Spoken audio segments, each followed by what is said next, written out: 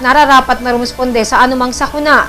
Ayon kay RPSB, Battalion Commander Police Superintendent Roderick Armamento, ang gawaing ito ay bilang preparasyon hinggil sa disaster plan ng PNP, kung saan iba't ibang techniques ang ibinabahagi sa mga ito bilang silang bumubuo ng rescue team sa kani-kanilang lugar. Okay, this is part and parcel of the PNP's preparation for disaster plan. As you know, tayo dito sa Mimaropa is being surrounded by bodies of water. So, isa sa trabaho ng Regional Public Safety Management yung search and rescue. Kanya ang ginawa namin is nagkaroon ng representative bawat 5 probinsya dito sa Region 4B, na kung saan ay sinanay muna namin sila sa basic search and rescue training, at ngayon nga ay magsasagawa kami ng competitions, paglalaban-labanin namin sila at lalabas dun yung mga natutunan nila for the 2 days training ng itong basic search and rescue. Napaka-importante nito bilang paghahanda ng Philippine National Police sa mga sakuna pang ini-expect nating maaaring dumating dito sa ating area of responsibilities. Particularly dito sa Calapan, naghahanda rin kami kasi nga alam natin yung area ng Calapan, maraming low-lying areas dito sa bayan ng Nauhan, ganun din. So mabuti na yung handa at sanay ang ating kapulisan sa mga ganitong mga serbisyo na dapat ibigay ng ating kapulisyahan. Sa ibang balita, itinalaga ang buwan ng Oktubre bilang Consumer Welfare Month at kaugnay nito isang ceremonial distraction ang isinagawa 20 ng buwang kasalukuyan ng Department of Trade and Industry Provincial Office sa pangunguna ni Provincial Director Boyet Agbay. Ang mga kagamitang dinurog ng naturang tanggapan gamit ang pison ay mga substandard products na kanilang nakumpiska mula sa iba't ibang mga tindahan sa lalawigan, kabilang na ang mga electrical devices tulad ng socket, switch, starter, gayon din ang mga uncertified Christmas lights. Bababala ni DTI Provincial Director Boyet Agbay sa mga manininda na hindi sila titigil sa pagpunta sa mga tindahan upang siguruhin na tama at ligtas na produkto lamang ang kanilang ibinebenta. Kasunod nito ay ang kanyang payo sa mga mamimili na suriin at tingnan mabuti ang mga bibilhin tulad ng mga Christmas lights na muli na namang nauuso ngayong panahon ng Kapaskuhan.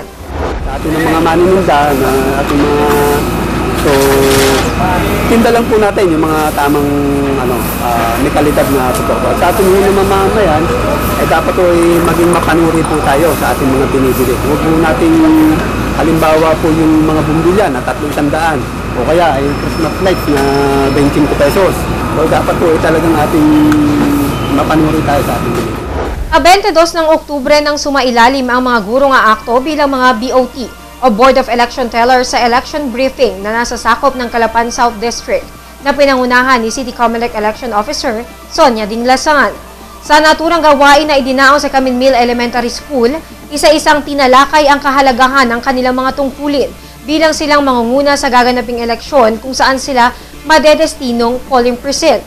Maliban sa City Comelec, dumalo rin dito ang City PNP na binigyang puntos naman ang pakikipag-ugnayan ng mga BOT sa kanila sa anumang kaganapan sa kanilang presinto, gayon din ang deployment ng mga kapulisan sa kanilang lugar.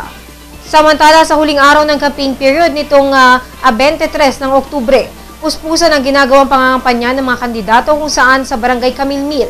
Bilang finale, nag-motorcade ang ilang mga kandidato dito.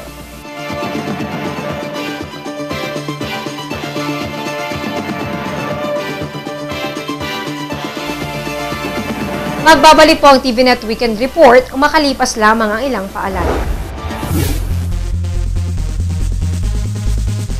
Welcome to Monte de Oro Homes. With units designed to cater to the convenience and comfort of its residents, Monte de Oro Homes is a haven for countryside living. A perfect place for those who would want to combine green living with modern-day facilities and amenities. Our model unit types: row house,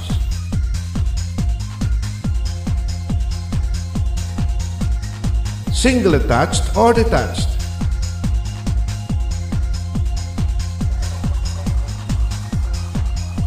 townhouse,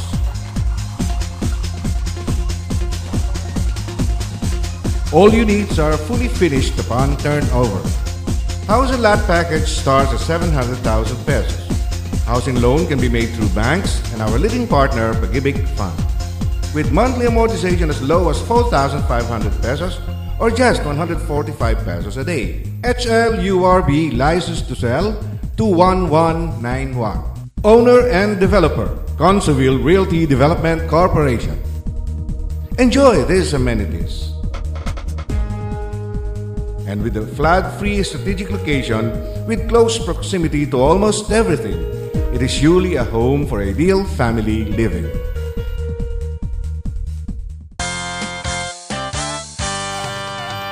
Enjoy life to the fullest at Monte de Oro, Monte de Oro. Enjoy life to the fullest at Monte de Oro, Monte de Oro. A beautiful place, ideal for the whole family, for the family.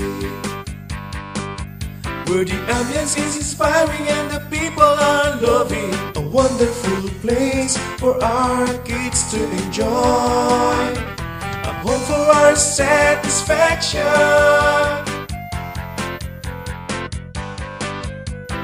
Come home, let's enjoy life worth living at Monte de Oro.